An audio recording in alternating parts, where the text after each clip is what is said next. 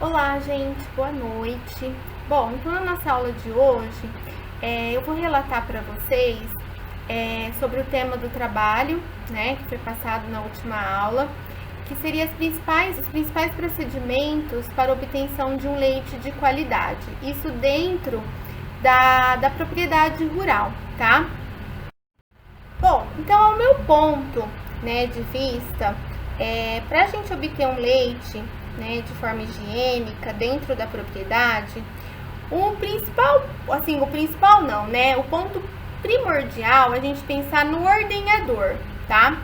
Então, gente, primeiro, né, olhando nessas duas imagens, a gente vê os ordenhadores devidamente vestidos, tá? Isso é muito importante. Então, eles estão de luva, eles estão de avental, eles estão de boné, estão sem barba, estão de luva. Então, esse é o traje adequado para o ordenhador, tá?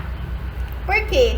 Porque se eles não tiverem, né, de luva, com essas vestimentas adequadas, né, mãos sem lavar, eles podem, tá, contribuir para que os micro-organismos cheguem ao leite através, né, das mãos, da pele, das suas vias respiratórias, do cabelo, barba e até mesmo da própria roupa. Como a gente pode olhar aqui, a roupa, né, ela está bem limpa, bem higienizada, tá?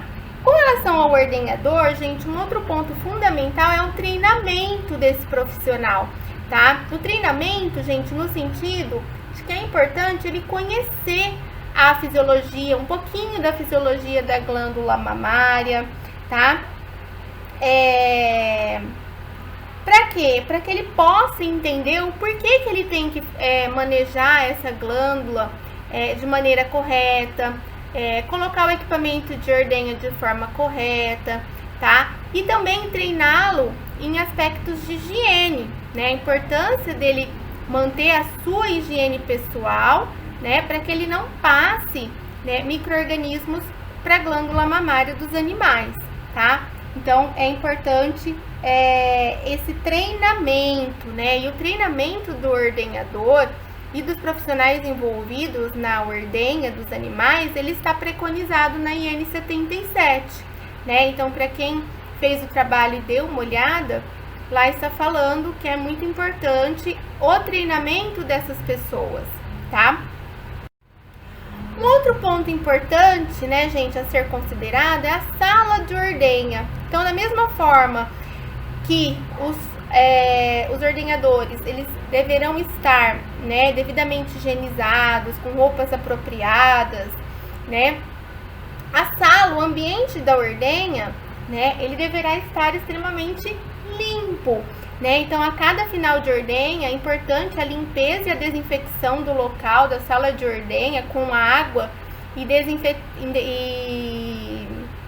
produtos, né, desinfetantes adequados para promover essa limpeza, tá? E isso referente ao ambiente, né, a chão, né? Então, é muito importante que a sala de ordenha esteja corretamente higienizada, tá? E essa conscientização, né, gente, da limpeza da sala de ordenha, ela vem também do treinamento desse ordenhador, porque geralmente nas propriedades, né, é o ordenhador que ao final da ordenha ele realiza os procedimentos de higiene do ambiente. Então ele precisa entender a importância dessa limpeza para que ele execute, tá? Bom, então pensando que o meu ordenhador ele está devidamente vestido, higienizado, treinado, né? O meu ambiente de ordenha está limpo, higienizado. A gente vai pensar que os animais, a gente vai receber os animais para dentro da sala de ordenha, né? Então eu tenho que pensar na limpeza desses animais, tá? E principalmente relacionados à glândula mamária, né? E os quartos, né, desses animais, os quartos traseiros, que geralmente estão bem próximo ao equipamento de ordenha e à glândula, né? E aí, essa sujidade, ela foi classificada por score de sujidade, de sujeira, né? Então, aquele úbere limpo, sem nenhuma sujidade, ele entra dentro do score 1. Quando está pouco sujo, ele entra dentro do score 2. Então, isso é 2 a 10% da área suja. Quando ele está moderadamente sujo, então a gente já vê ali, né, uma porção do úbere com sujidades e uma porção dos quartos traseiros também com sujidade, então 10 a 30% apresentando sujidades, barro, fezes, entra no score 3, e o score 4 é quando está muito sujo, então mais de 30% dos quartos e da glândula está apresentando sujidades, né? Então é importante os ordenhadores conhecerem esses scores de sujidade, né, gente? Porque imagine só, ordenhar um animal com uma sujidade de score 4, né? Com certeza, coliformes fecais, né? Bactérias presentes aí nessas sujidades vão adentrar para dentro do leite ou até mesmo para dentro da glândula mamária, né? Então é importante a gente realizar esse procedimento de avaliação. E aí, gente, quando nós temos uma glândula suja, é importante a gente saber que o ordenhador ele não deverá lavar todo a glândula, tá? Ele lava apenas os quartos que estão sujos, tá? Ele lava com água corrente e ele enxuga com papel toalha descartável, tá? Então, não é recomendado a lavagem do úbere todo, tá? Por quê?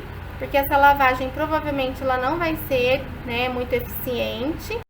E aí depois aquela água, né, residual, ela acaba escorrendo, né, e adentrando ali para o equipamento de ordenha, né, provocando a contaminação, sujidade do leite e também da própria glândula, tá? Então é muito importante essa avaliação.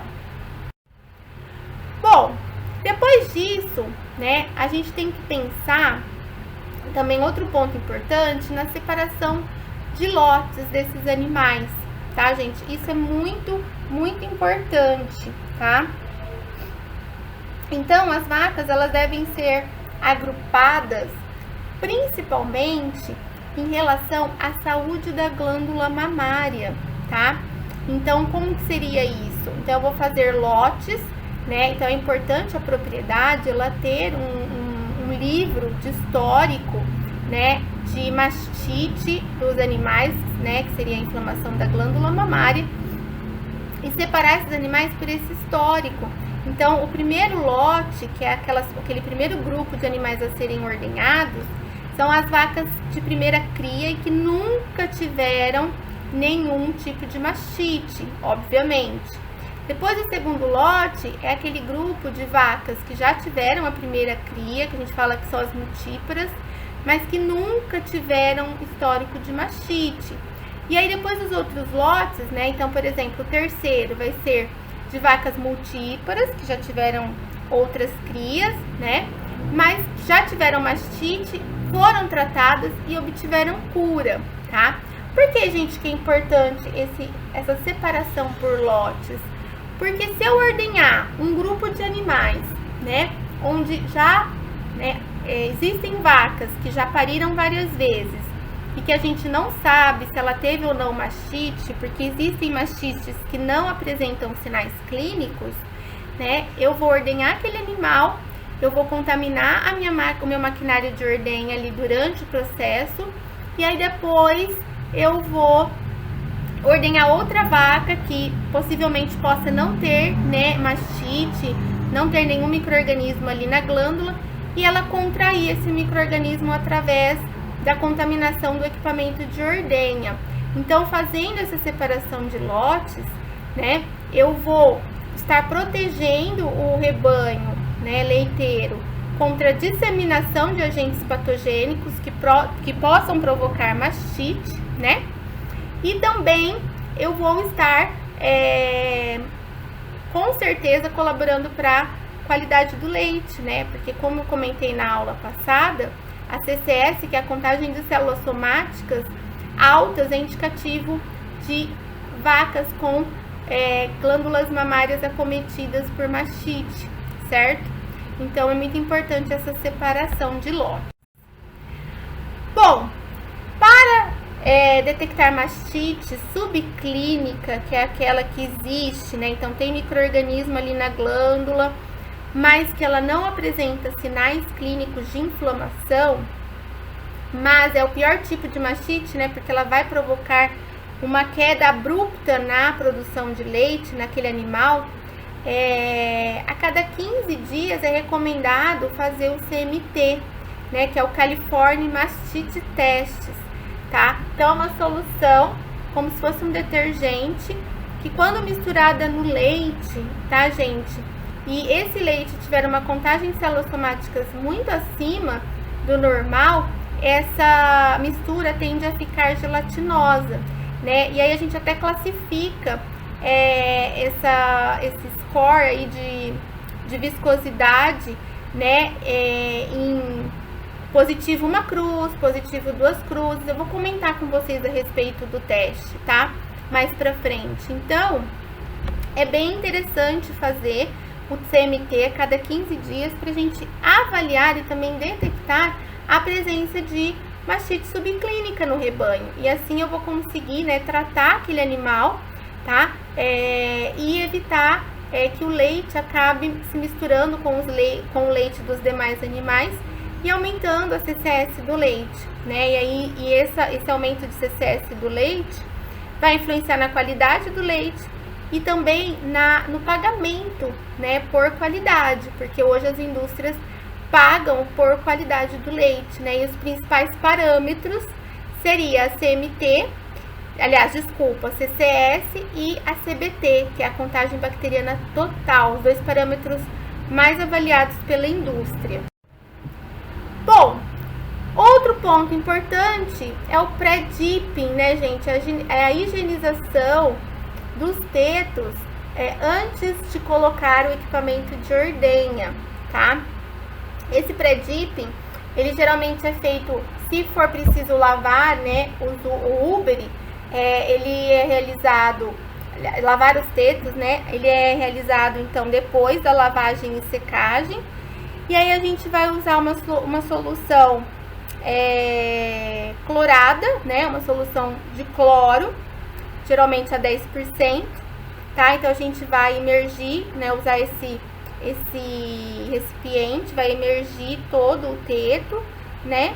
E a gente enxuga com papel toalha descartável, tá? Então, para que esse procedimento de pré-dipping? Ele é válido porque se a gente pensar, né, os animais eles estão vindo lá do pasto, né, ou de algum sistema de confinamento, onde eles estão ali expostos, né, deitados no esterco. Então, eles já trazem, né, ali na superfície dos tetos, sujidades e micro-organismos. Então, é muito, muito importante, gente, que esse pré-dipping ele seja realizado antes da ordenha, tá? Para eliminar, né, quase que todo aí esses micro-organismos. E também, a secagem é muito importante, tá, gente? Por quê? Para evitar que a máquina de ordenha seja colocada nos tetos com eles molhados, né? E aí, com isso, há a tendência dessa máquina de ordenha ficar deslizando no teto, né? E isso provoca ferimentos, rachaduras, o que aumenta a probabilidade de mastite, tá? Bom, outro ponto, né, que segue aí essa questão é a colocação correta da máquina de ordenha, tá? Então, evitar, é importante a gente tirar o vácuo, né, para colocar o equipamento, colocá-lo de forma correta, tá? Para evitar que ele fique deslizando no teto, né? E isso acaba provocando, né, que foi o que eu falei, rachaduras, ferimentos, né, que aumenta as chances de mastite, tá? Então, é ideal a colocação correta e também a retirada no tempo certo, né? Como a gente viu nas aulas anteriores, a porcentagem de gordura do leite, ela vai sair na porção final da ordenha, né? Então, é importante que que o ordenhador fique atento a essa questão, tá? Bom, acabou a ordenha, o que é importante? A higienização pós-ordenha dos tetos, que a gente chama de pós-dipping, tá? Então, pós-dipping, ele é feito com uma solução, geralmente pode ser utilizado o iodo, né? E a gente imerge, então, todos os tetos ali, ó, como a gente tá vendo na figura, né? Pegando, né, quase a sua totalidade, tá? E esse pós-dipping, gente, ele vai ajudar, ele vai auxiliar na prevenção, né, de contaminação da glândula mamária após a ordenha, né? Porque devido ao fato da gente usar equipamento de ordenha, a gente vai estar fazendo o que com o esfíncter dos quartos? A gente vai estar abrindo esse esfíncter, né, do útero, e ele demora um tempo para ele voltar e fechar, né? E aí, nesse tempo, se o animal ele acabar deitando, ele acaba facilitando a entrada de micro-organismos nessa glândula, tá? E aí, esse pós-dipping, geralmente a gente usa produtos selantes, né? Ele forma uma capa protetora que vai impedir a entrada, caso o animal deite após a ordenha, tá? E também mesmo que não, né? Ele evita a contaminação ambiental ali naqueles quartos. E aí, gente, o fornecimento de alimento após a ordenha, que entra dentro dessa questão, tá? Que se a gente fornecer o alimento para o animal logo após a ordenha, isso vai facilitar muito a questão do animal não deitar, né? E aí esperar um tempinho de em torno de 10 minutos para que o esfíncter se feche por completo, né? Colaborando para a ação do pós-dipping, que aí, se caso ele deite depois desse tempo, as chances de entrada de micro-organismos, ela reduz muito, tá? Então, o fornecimento de alimento após a ordenha é um fator que colabora para a manutenção da qualidade do leite e também da saúde da glândula mamária. Porque não tem, né, gente, como a gente dissociar, né, a saúde da glândula mamária e qualidade do leite. Então, é impossível produzir um leite de qualidade de uma glândula mamária com uma infecção, com uma infecção, né? Então, é importante a gente pensar nisso, tá? Bom, gente, então, esses são os principais pontos, né, ideais aí para a obtenção de um leite de qualidade dentro da propriedade, né? Sem contar também a questão da higienização dos equipamentos de ordenha, né? Existem produtos adequados, temperatura da água adequada para a realização dessa higiene todo final de ordenha, né? E que é muito importante, né? A limpeza dos tanques de expansão, né? Então, a temperatura de armazenamento que a gente viu nas aulas anteriores. Então, tudo isso são pontos que são de extrema importância, né? É o primordial aí para a gente começar a produzir um leite de qualidade, né? E orientar esses produtores, orientar esses ordenhadores a respeito disso. É claro, gente, que dentro de cada vertente dessa que eu comentei, existem várias outras peculiaridades, tá? Mas a grosso modo, né, essas seriam os principais pontos, tá ok? Então, espero aí que vocês aproveitem o material e até façam a comparação com o trabalho que vocês fizeram, tá bom? Então, uma boa noite para todos.